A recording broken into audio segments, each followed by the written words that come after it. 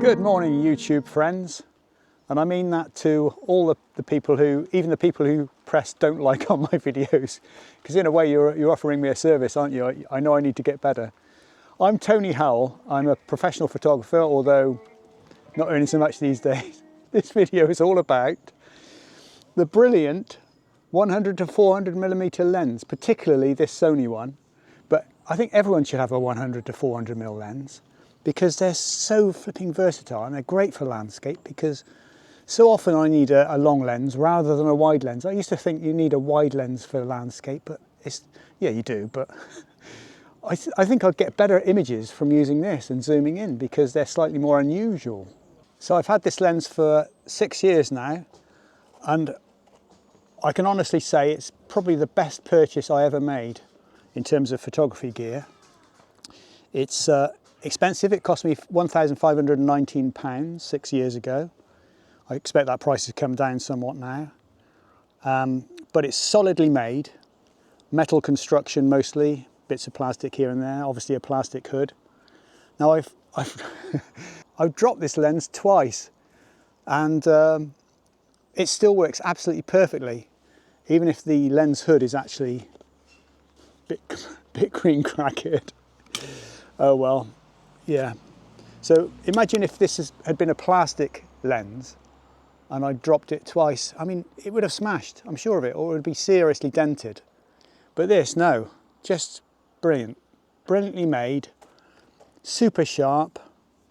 I mean, the only thing I don't like about it, I mean, I'm easily prepared to put up with the weight, because although it weighs 1395 grams, I'll put that on the screen for you Americans who are working in pounds and ounces still, because I don't know. And yeah, it's, what can I say, 100 to 400 mm is a brilliant range. It's great handheld or on a tripod. Obviously you need one of these brackets to be able to use it on a tripod to balance out the camera, otherwise it'll be kind of front heavy. Yeah, what can I say? I can't imagine how it could be improved. It's that good. But I guess it's probably due for a replacement. So if you're thinking of buying one, although I'm sure you get an old one at a good price and the new one's going to be a lot more expensive, we don't even know if it's, you know, it might be 5 years off yet. So yeah, fantastic lens, 77mm filter diameter. And I'm going to shut up for a while now and I'll do a zoom in. So the sun went in, which is a bit of a shame, but I'll still do this. So this is a 16:9 video,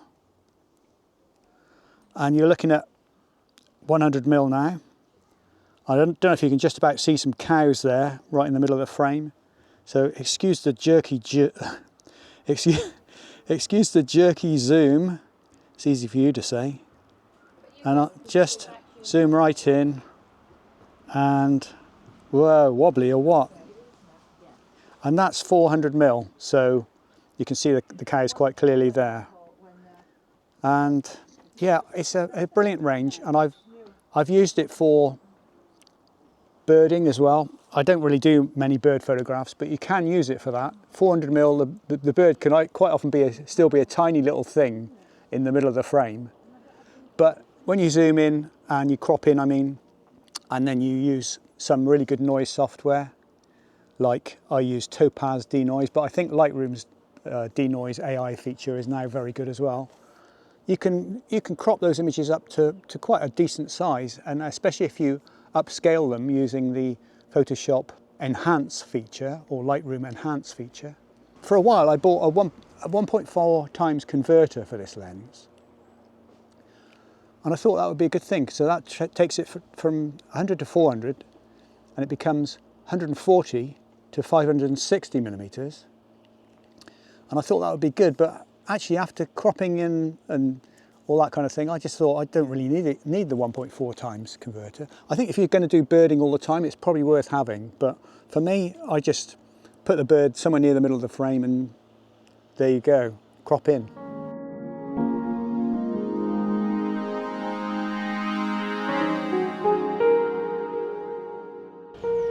One of of the great features of this lens is that you can go from horizontal landscape format to vertical portrait format very quickly and easily by just undoing this button here.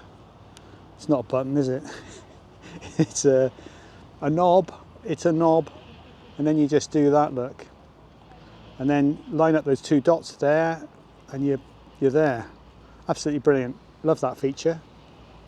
I think you can buy an adapter to do that to a lot of lenses these days, so even if yours doesn't have that feature on, it might be worth looking into that if you shoot vertical a lot. Personally, I don't really like vertical that much. I like landscape. I like the width of landscape. I like the 3:2 ratio, as you probably know if you've seen my previous videos.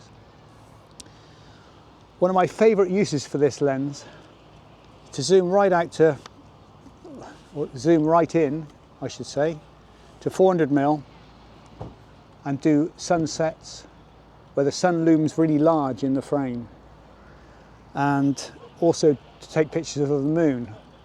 So the moon looks fantastic if you're several miles away from a building, like this shot of St Michael's Mount with the moon above it at 400mm and cropped in a little bit as well. The only problem you'll find with that is people will say, oh, that's not real, that's photoshopped. But it is actually a one-shot image.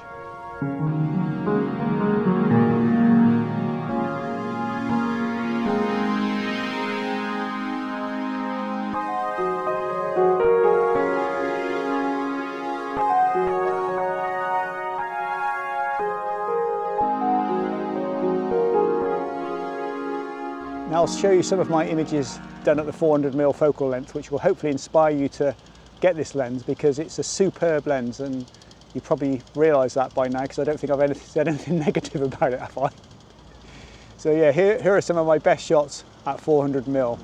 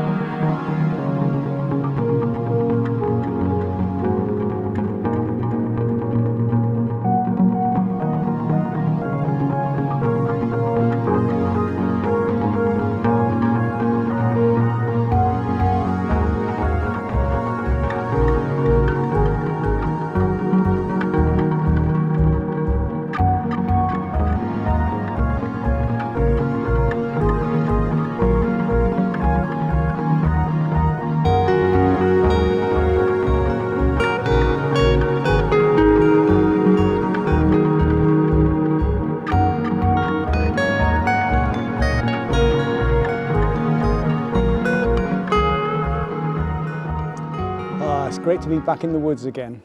I love the woods.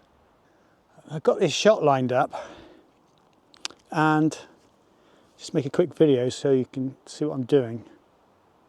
And yeah, it's okay. Glad I'm taking my time, because although I like the shot, it's pretty good. I took my time, had a good look, and I don't actually like, to the right of the small pine tree in the middle, the young one, you can see a nice dark line coming down, and I find that a bit too distracting. So even though I wanted to show the whole of the small pine tree, I find that distracting, and then the bright area next to it as well.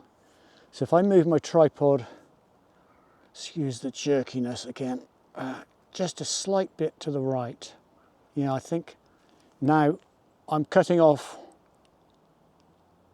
I'm cutting off a little bit of the tree, but I think that's better than having that distracting part. So if I focus there on the actual pine tree. Now, it's not windy, but because the ground is fairly soft, I'm going to put the ISO up and I'm going to take a shot. So at the moment I've got f5.6 because I'm not really worried about depth of field on this. I'm going to focus on the pine tree and to hell with the rest of it. f5.6 ISO 100, I'm getting a second, and that's way too long. So I'm going to put the ISO up to 400, which is obviously going to give me a quarter of a second, because you go up to 200, 400, so it's going to change the shutter speed accordingly. Quarter of a second, there we are. That's still a bit slow because there's a bit of a breeze blowing the young pine tree around. So I'm going to just wait for a lull in that breeze now before I take my shot.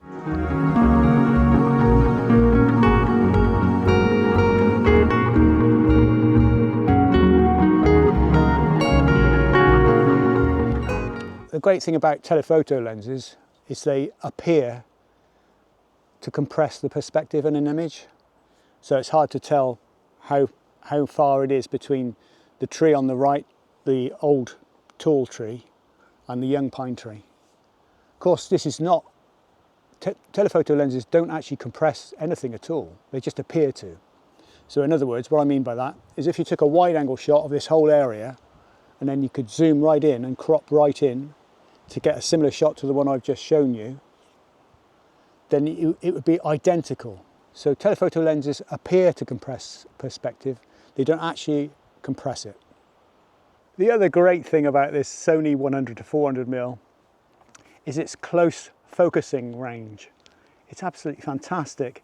So I don't need to carry a macro lens anymore. I mean, admittedly, it's not 1:1 ratio like a proper macro lens, or 1.4 times ratio like the new Sony 100mm macro lens. That must be a great lens. But look at this, look how close I am. So, I don't know what, oh dear, wobbly. So what's that, 1 foot, it's about 2.5 feet away from this, which is the subject, which is this eye in the tree. So you can get really good close-up shots with it, with really nice bokeh, really nice soft depth of out of focus areas in an image. Not this image, obviously, but if you're doing a flower or something. And now, so I don't carry a macro lens, but if I want to get closer, I can just use these extension tubes. These are hollow, and they're very cheap. These are made by Mikey. I'll put the link in the description below if you're interested in buying them. So I just carry those around because they're lightweight, and you might only need one of them, but you can combine the two of them together just to make the close focusing distance even shorter. So it'd probably be something like, I don't know, probably up to about half of what I've got now. So a great option for people who don't want to carry around an extra lens.